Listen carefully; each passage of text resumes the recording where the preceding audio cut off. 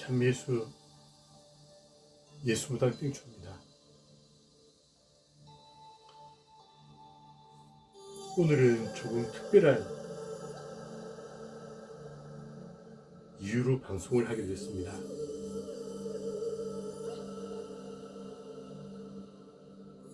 제가 정말 좋아하는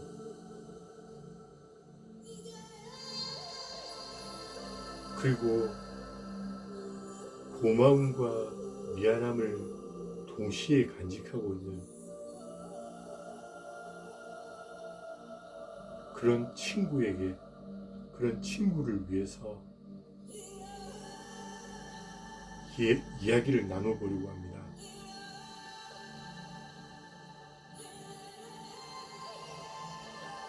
미약하지만 그 친구에게 조금이라도 힘이 되었으면 하는 그런 기원을 담아서요.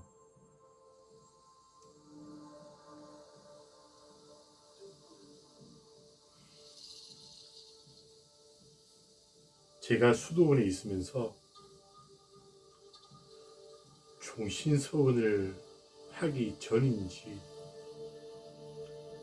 종신서원을 하고 나서인지 모르겠습니다. 확실치 않습니다. 어떤 특별한 모임에 참석하게 됐었는데요. 사실 제가 낄 자리가 아니었습니다. 근데 어떻게 하다 보니 그 당시 원장이었던 분이 저를 그 자리에 그 모임에 가라고 해서 제 선배 수사 한 명과 참석하게 됐었습니다. 분도회 모임이라는 곳인데요.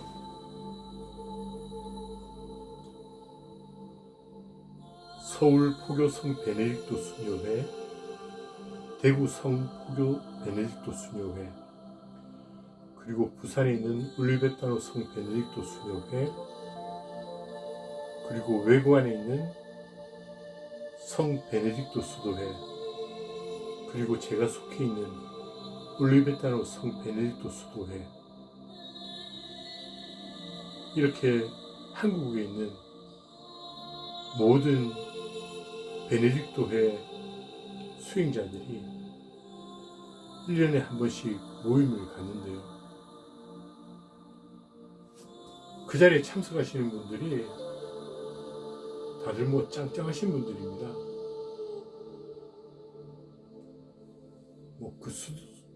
그 수녀회, 수도회 내에서 중책을 맡고 계시거나 중책을 맡았던 그런 어르신들, 그런 분들이 참석하는 자리처럼 보였는데요.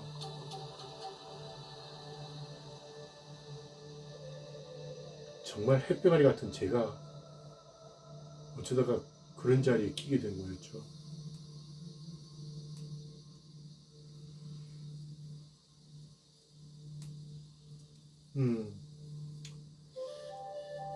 그 자리에서 뭘 했는지는 중요하지가 않으니까요.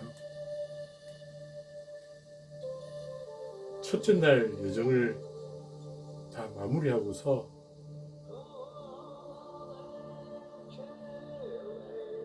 그때 장소는, 모임의 장소는 외관 분도수도원이었습니다. 첫째 날 일정을 다, 프로그램을 다 마치고 밖으로 나오다가 어느 수녀님과 잠시 마주치게 됐었는데요. 저에게는 많은 수녀들, 여러 수녀들 중에서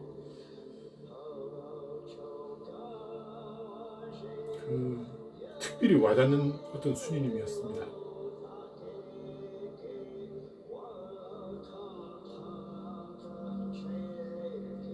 예전에는 일면식도 없었던 분이셨고요.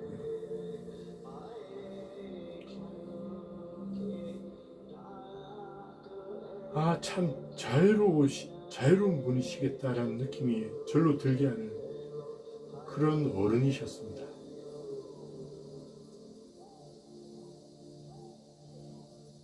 그런데 그 수녀님께서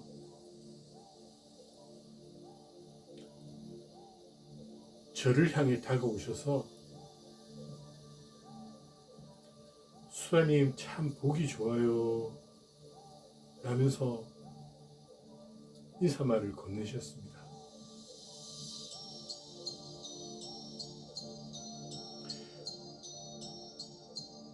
그 어르신께서 제 젊은 수행자의 외적인 모습 이런 걸 보고서 그런 말씀을 하실 리는 없겠죠.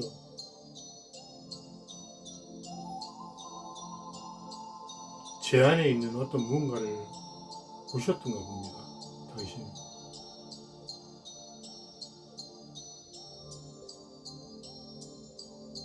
그래서 그런 칭찬을 저에게 건네주셨습니다.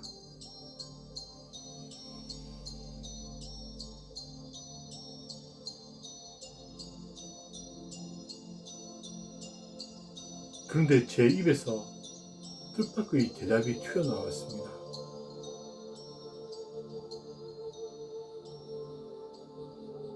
아마 다른 분들이었다면 저는 그렇게 대답하지 않았을 겁니다. 그냥 감사합니다 정도로 끝냈을 겁니다. 근데 그분께는 이렇게 답했습니다. 수녀님, 그거 욕인 거 아시죠? 제가 그렇게 답했습니다. 왠지 그 수녀님께는 그래도 될 것 같았고,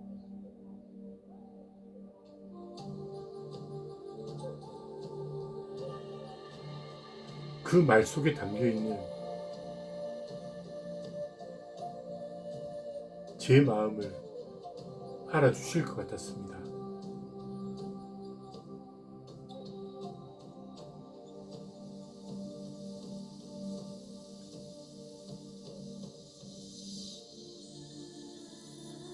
짧은 대답이었지만은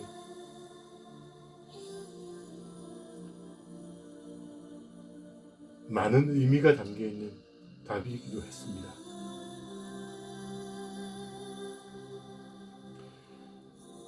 수녀님, 저 아직 갈 길 멀었습니다 라는 답이기도 했고요.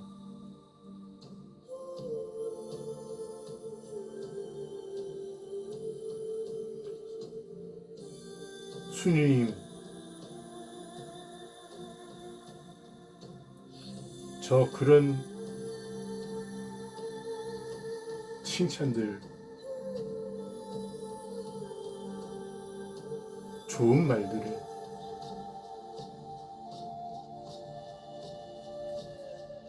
휘둘리지 않으려고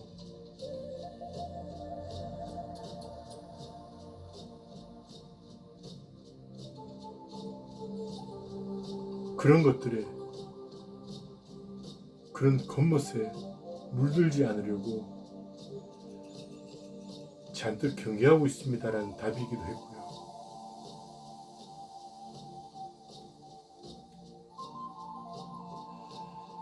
참 고마운 말씀이지만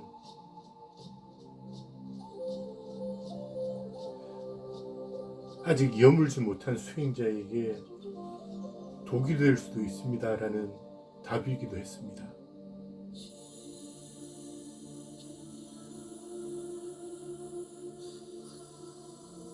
이렇게 많은 의미가 담겨있는 답이었습니다. 그런데 감사하게도 그 수녀님은 제 답의 의미를 알아채시고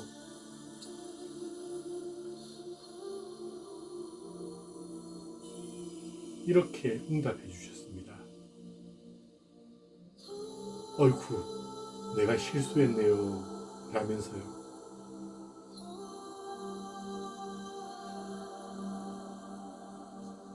그리고 화사한 미소와 함께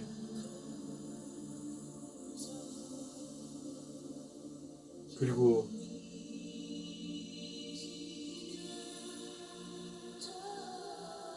감사함과 존경심을 담은 제 인사와 함께 그분과의 인연은 끝이 났습니다. 정말 짧은 순간이었죠.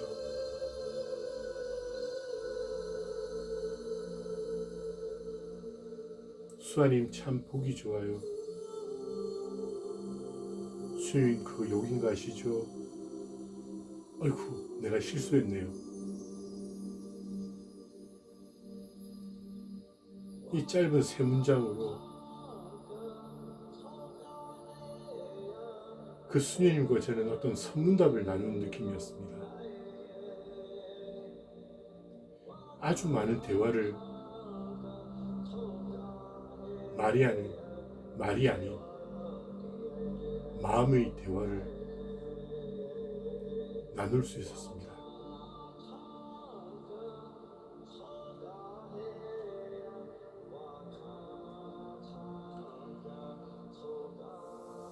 그런 대화를 나눌 수 있는 분을 만났다는 게 너무 감사하고 기뻤습니다.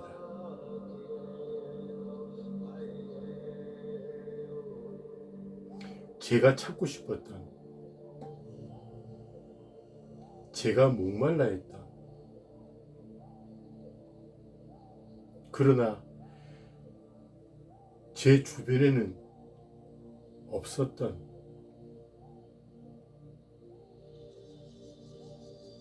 아주 좋은 표상의 선배 수행자를 만나뵌 것 같았습니다.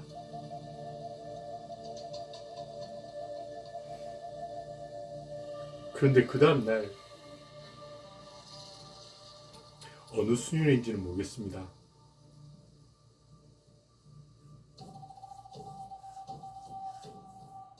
다들 각 수녀원에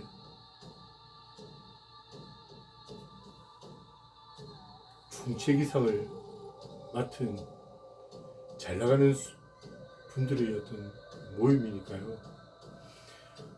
어떤 노수녀님이 다른 수녀님들 앞에서 그래도 이제 한창 젊어 보이는 어떤 수녀님을 가리키면서 이 수녀님이 우리 재원이야 하면서 소개를 하더라고요.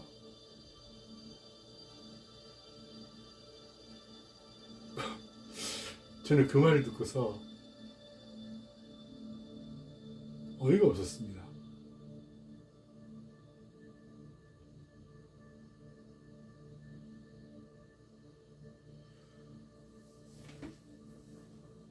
그 이전인지 그 이후인지 모르겠지만은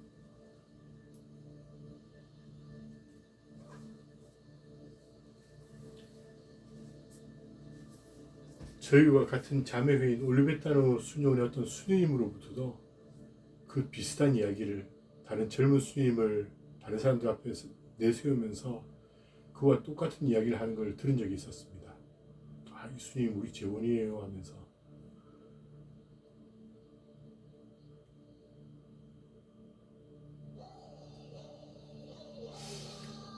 그렇게 말했던 그 꽤 잘 나가던 그 수녀님이 뭐 서울의 경기여고 출신인지 뭔지 그런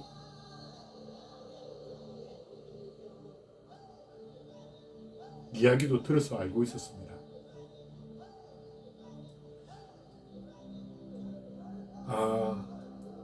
이 양반들은 수도원에 들어와 있지만은 바깥 세상에서 사람을 바라보고 판단하고 평가하는 것이 그대로를 들고 와서 수녀원에서조차도 저러고 있구나 하는 생각이 들었습니다.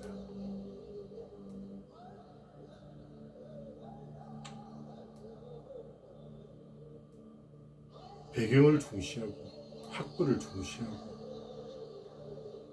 그렇게 소개받은 그 비교적 젊은 스님들 그 두 분 다 제가 봤을 때는 뭐 꽤 잘 나가는 듯하게 보였고요. 외적인 모습에서도 좀 뭐라고 해야 되나요? 이런 표현이 어울릴지 모르겠지만은 좀 고상해 보였습니다.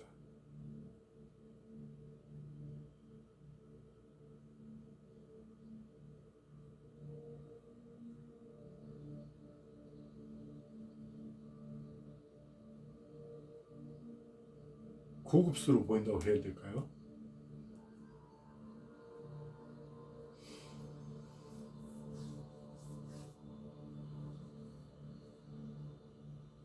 근데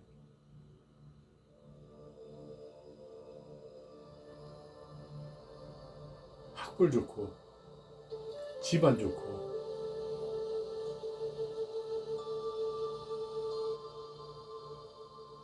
뭐 그렇게 격조 있어 보이는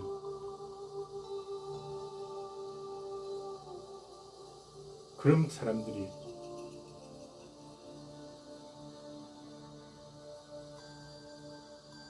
수도 생활도 잘한다는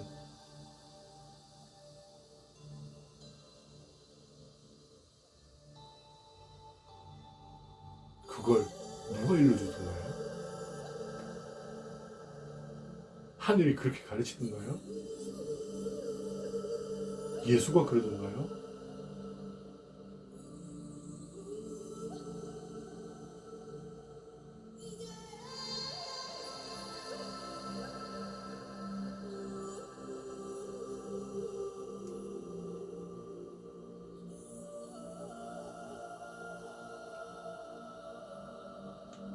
제가 수행 생활을 하면서 깨달았던 건요.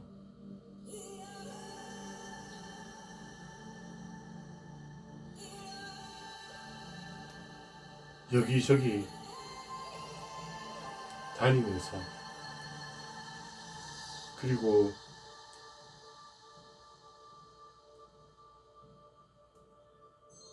수도원으로 찾아오는 많은 분들을 만나면서요.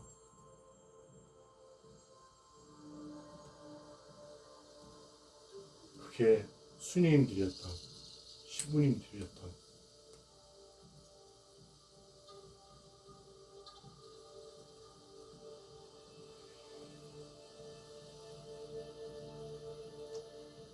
저분 참 하느님 사람이구나 라고 느꼈던 건 제 설익고 섣부른 식견이겠지만은 몇 명 되지 않았습니다.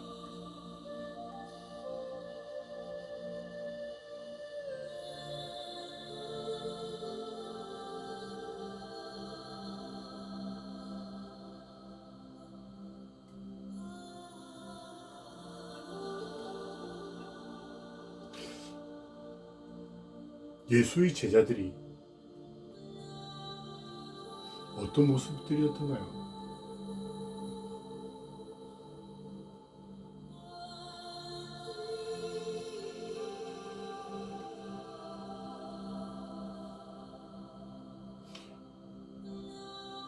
저는 이렇게 요약하고 싶습니다. 무식, 단순, 소박을 넘어서 천박,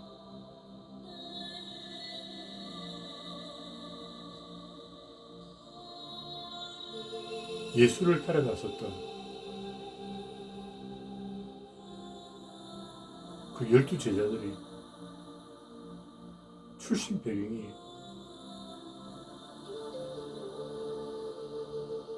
그러했다고 생각합니다. 저는.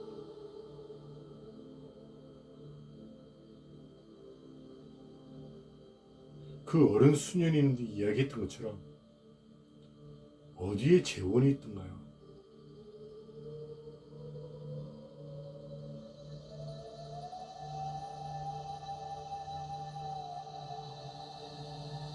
거기에 재혼이 왜 필요합니까?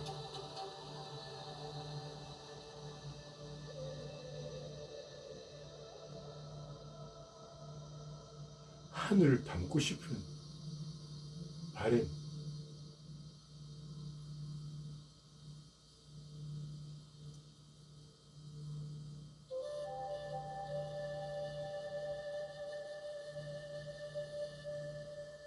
그것만 있으면 되는 거 아닙니까?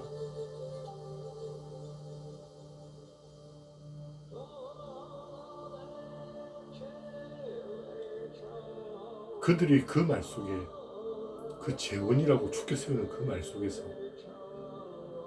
그럼 당신들이 재혼이 아니라고 보는 그 나머지 사람들에 대해서 어떻게 대할 건지는 너무 뻔하지 않나요?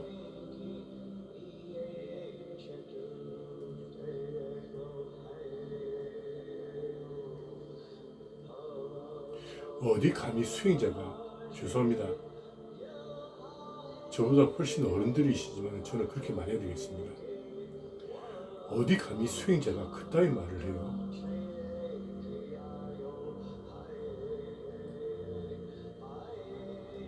예수가 그렇게 가르치던가요? 하늘이 그렇게 해도 된다고 하던가요?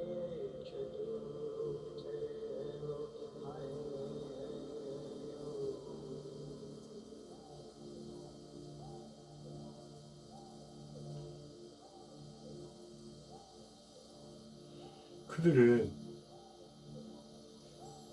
바깥 세상에서 못다한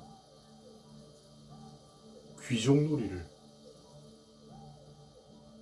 신분놀이를,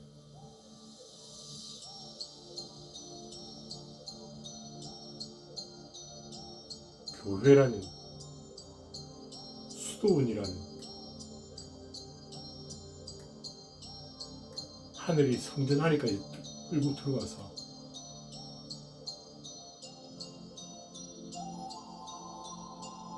그 귀족놀이, 신분놀이로 자신의 아성을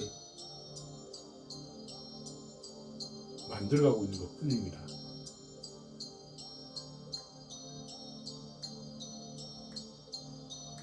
저는 그런 존재들을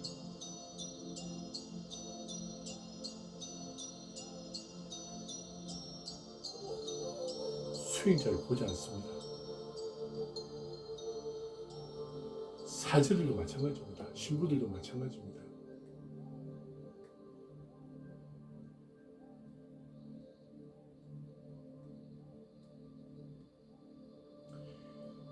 제가 정말 좋아했던 후배가 한 명 있었습니다.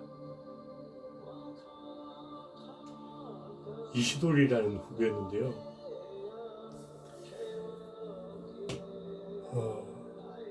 술은자일 때 결국 이 후배가 떠났습니다.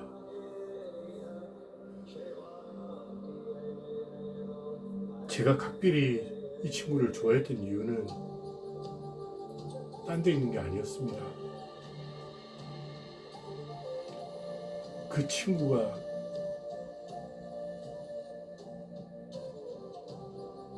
드러내놓지 않고 있지만은 그 친구의 가슴 속에 엄청난 열정과 에너지가 숨겨져 있다는 걸 느꼈기 때문이었습니다.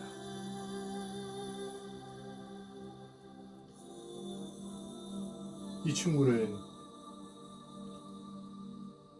고등학교를 졸업하자마자 배를 탔다고 했습니다.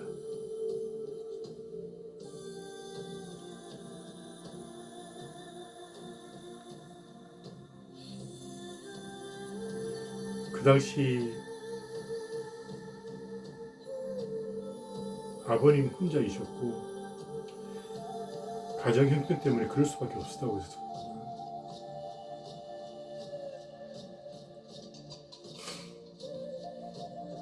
어느 날 저녁에 저하고 나란히 밖에 앉아서 밤하늘을 보다가 그 친구가 저에게 이런 질문을 했습니다. 수아님은 혹시 밤바다 위에서 별을 본 적 있나요? 물어보더라고요. 아니, 나 그런 적은 한 번도 없는데. 그랬더니 언제 기회가 되면 꼭 한번 그걸 해보라고 하더라고요. 너무 아름답다고요.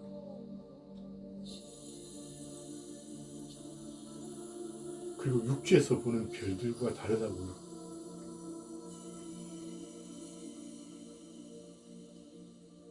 그 친구가 어린 나이에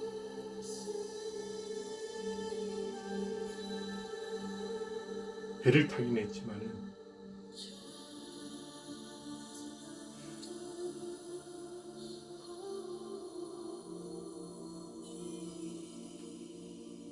그때 경험했던 그 아름답고 장엄한 장면을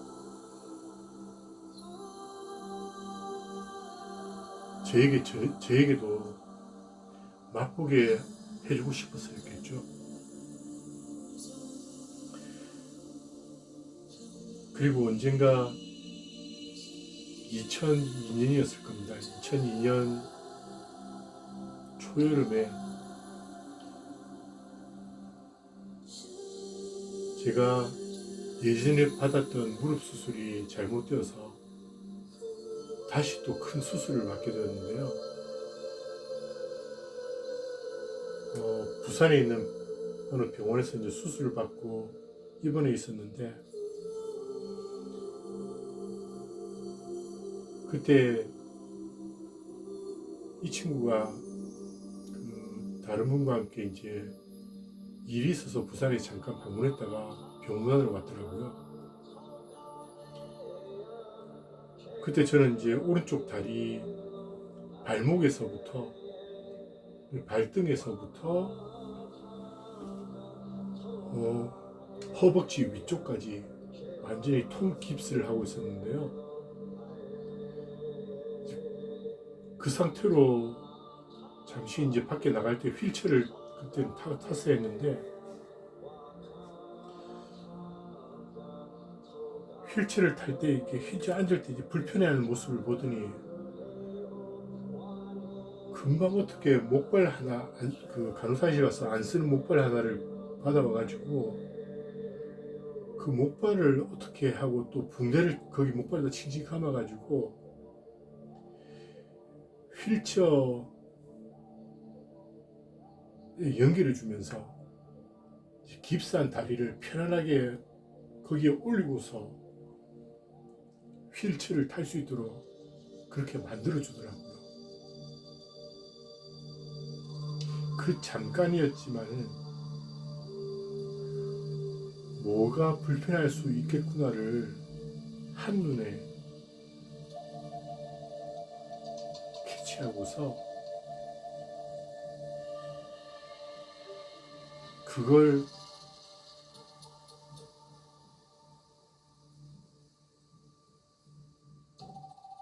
이렇게 저렇게 해서 그 불편함을 해소해주는 그 친구의 어떤 눈썰미, 그 손놀림이 참 대단하다 싶었습니다. 그것 하나를 보고서 저는 감동을 했습니다. 다른 사람들은 아무렇지도 않게 병원에서 일하는 사람들조차도 별로 신경 쓰지도 않는 부분들인데, 잠깐 제 모습을 보고서 뭐가 불편할지를 알아차리고 그걸 해결해 주려는 그 모습이 너무 고마웠었습니다.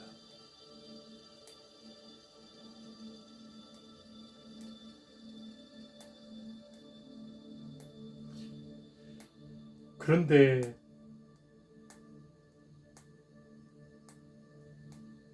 이런 친구를 되게 얕잡아보고 함부로 대하는,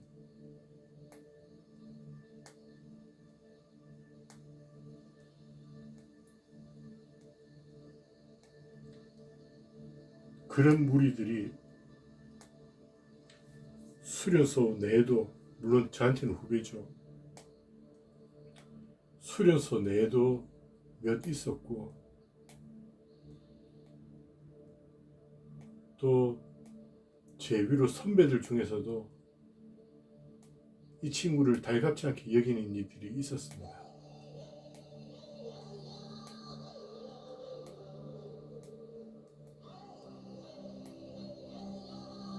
이 친구만의 독특한 에너지,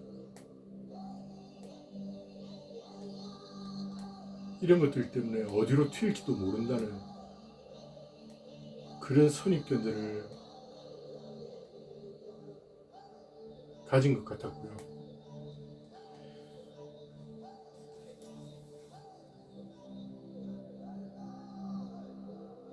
몇 안 되는 수련소의 고약한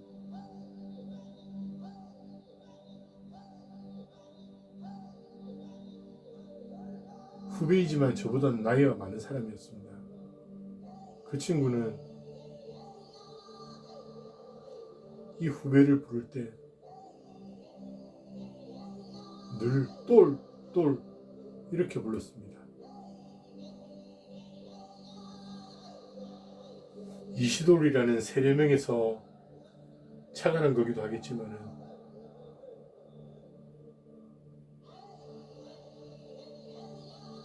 이 친구는 오히려 또라이라는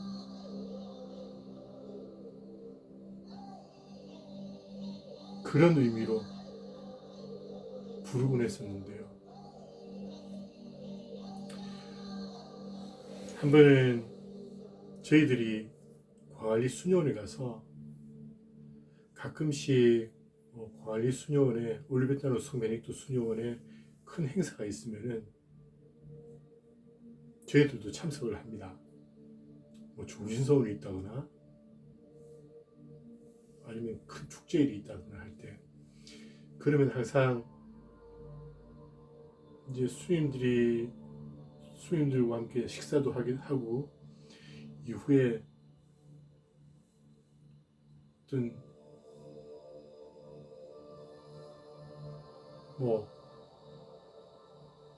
즐겁고 유쾌한 그런 자리를 좀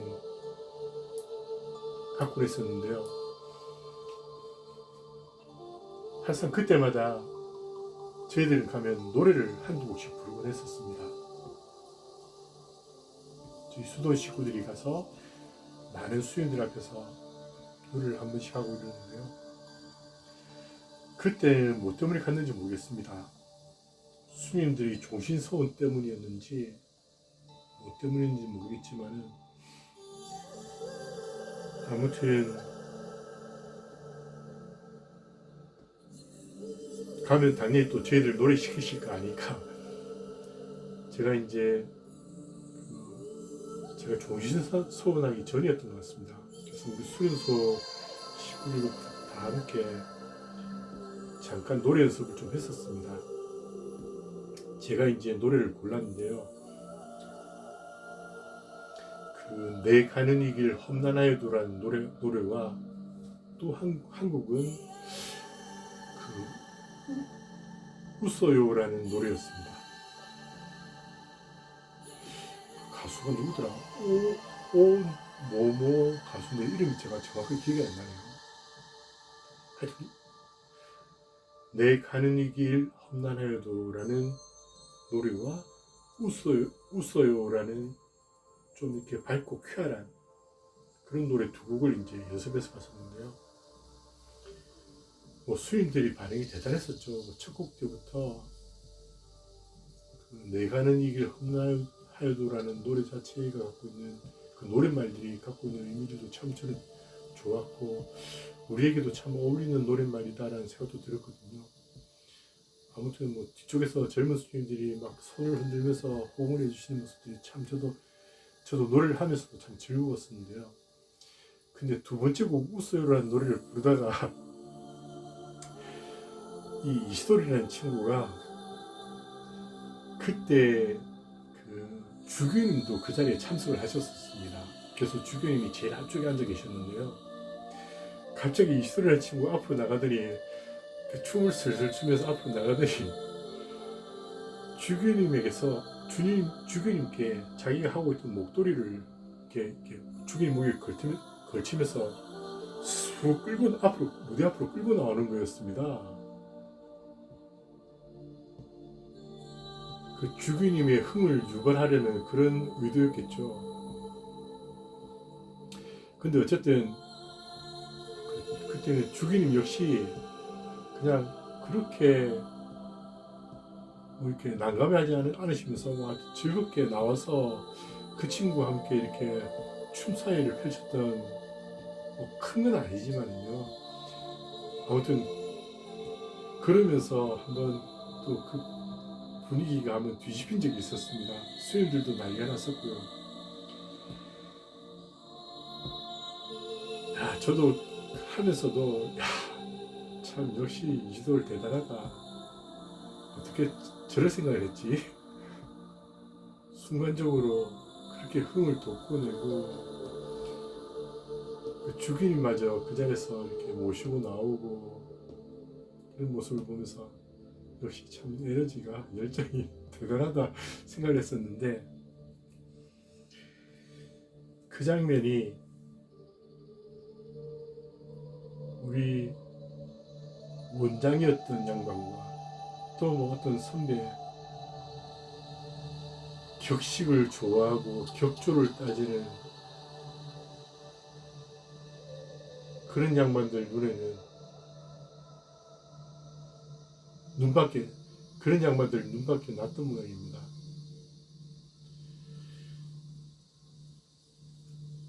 나중에 아무튼 그런 이야기를 누군가에게 전해 듣게 됐었는데요.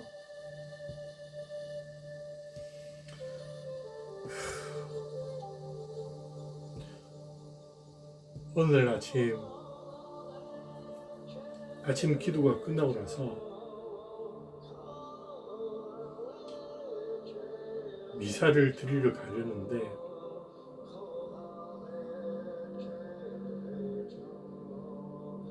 그 당시 원장이었던 분이 저에게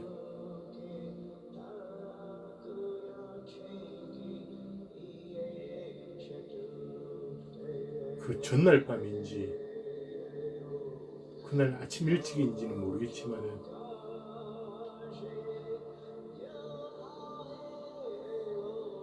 이시돌이 떠났다는 이야기를 저에게 전해줬습니다.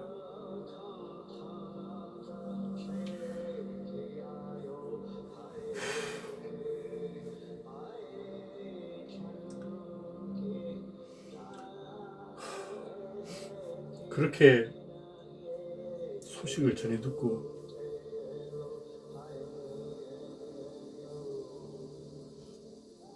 미사를 드리러 갔었는데요. 미사 내내 그 친구가 제 마음속에서 떠나지 않았었습니다.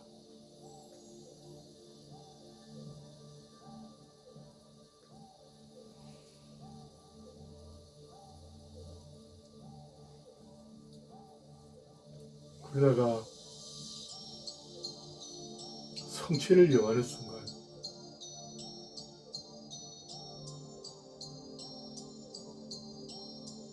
저도 모르게 울음이 터져나오기 시작했습니다.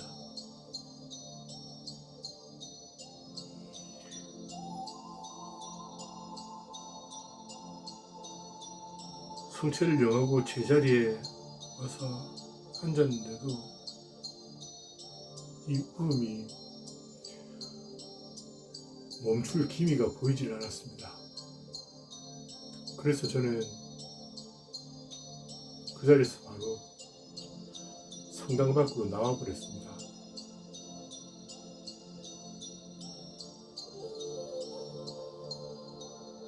다들 의아해했겠죠. 맞은편에 계시던 수임들도 그랬을 테고요. 그렇게 성당 밖으로 나와서 수도원으로 내려가면서 한참을 울었었습니다.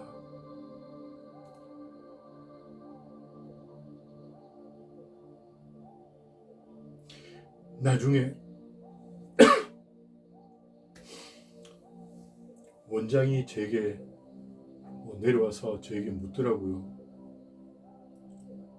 갑자기 왜 그랬냐고. 그래서 저는 이렇게 대답했습니다. 20돌이 생겨나서 그랬다고.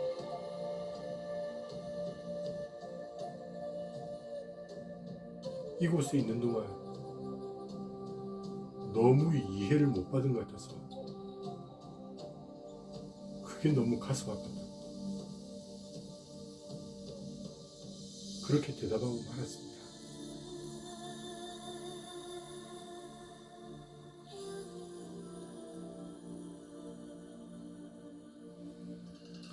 그리고 그 친구에게 너무 미안했습니다.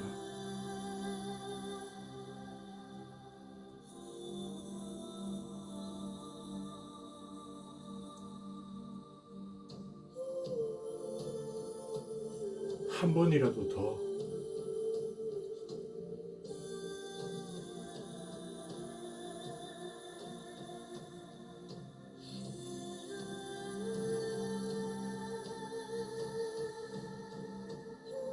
제 속마음을 털어내보지 못한 것 같았어요.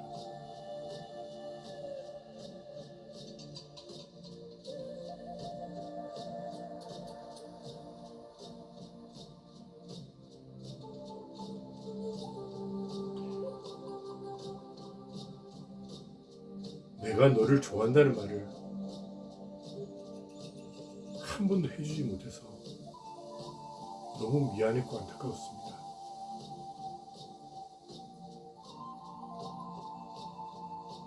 정말 저 그 친구를 좋아했었거든요. 누구보다도 아끼고 싶었고요.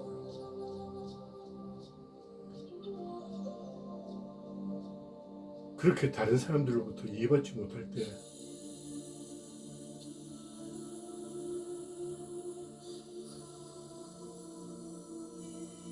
왜 좀 더 다가가서 그 친구에게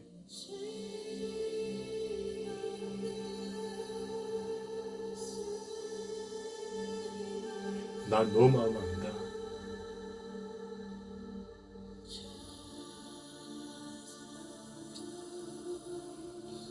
너 속에 얼마나 많은 너가 드러내놓고 있지 않은 열정과 에너지들이 숨겨져 있는지 안다고.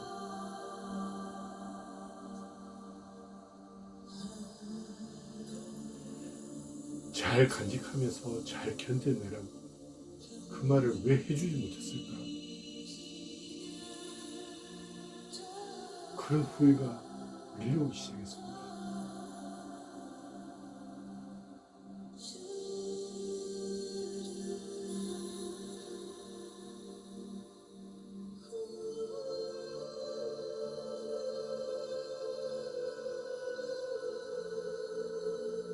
만약 그런 시기를 조금만 더 버텨냈더라면 저는 장담합니다.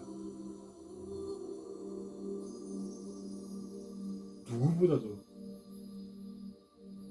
괜찮은, 하늘이 보시기에 괜찮은 그런 수행자의 모습으로 살아갈 진정한 제가 본 재원이었습니다. 그 친구는.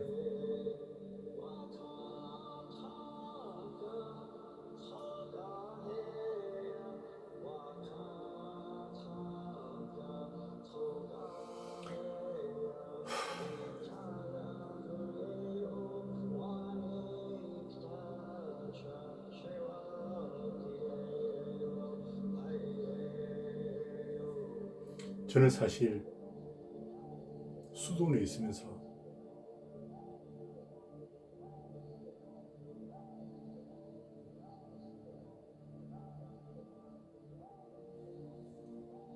서열 같은 거 그리고 그 위기질서 같은 걸 수도도 상당히 따지는 편이거든요. 제가 그때 서열 7번인가 8번인가 막 그랬을 겁니다.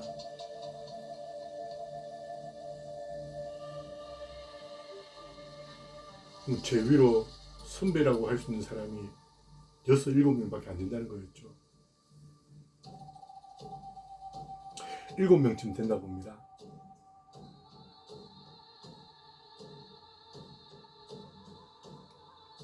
8번이 맞네요.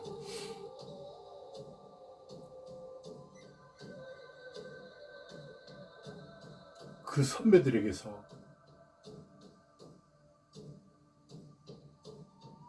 배운 거라고 거의 하나도 없었던 것 같습니다. 아니다. 많이 있었네요. 저러지 말아야겠구나를 배웠으니까요. 그것도 배운 거죠.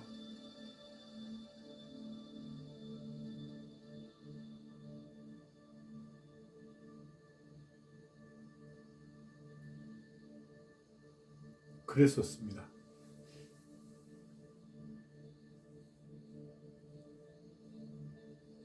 내가 내 길을 걸어가는 동안에는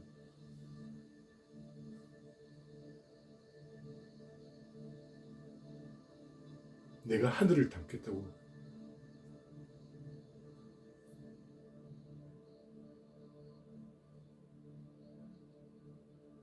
예수를 닮아보겠다고 걸어가는 동안에는 하지 말아야 할 것들을 행동으로서 참 많이 보여준 그런 선배들 뿐이었습니다.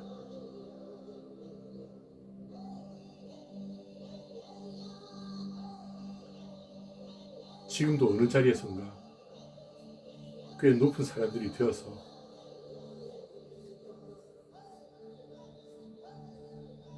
살아들 가고 있겠죠. 하늘을 이야기하면서 예수를 이야기하면서요.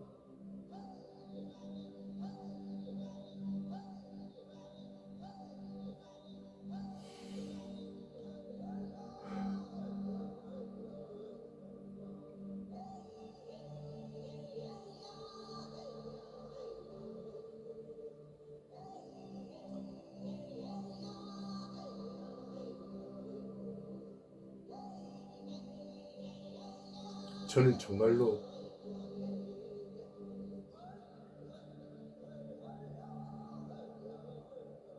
제가 수도원을 떠나왔다고 해서 어떤 악감정을 갖고서 이런 말을 하려는 거 절대 아닙니다.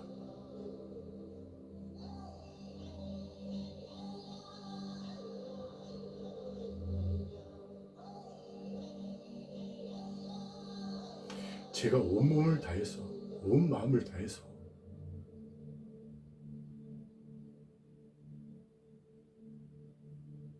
정말 후회 없이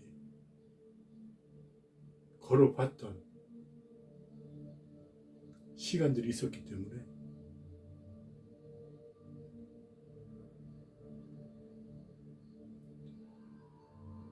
지금도 여전히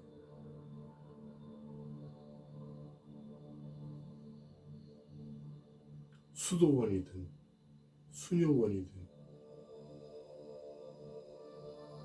그곳에 아름다운 하느님의 사람들이 늘어나기를 간절히 바라고 있습니다.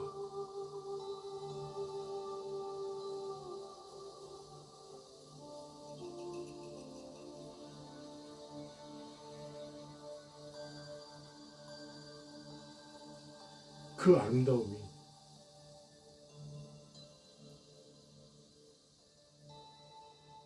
흘러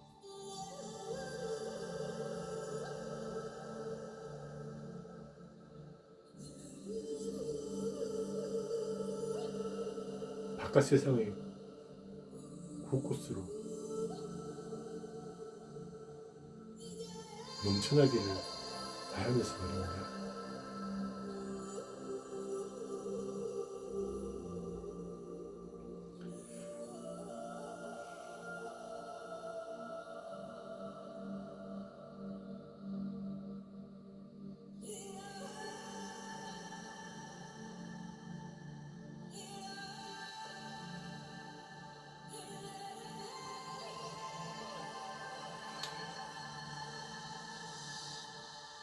지금도 여전히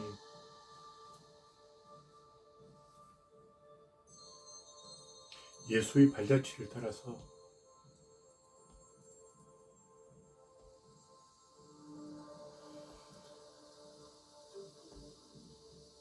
그 여정을 걷고 있는 분들에게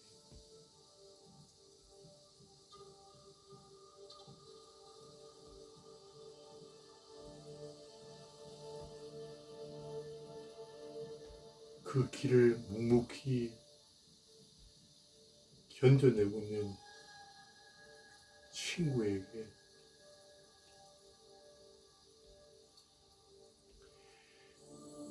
잘 가시라는 인사를 전하면서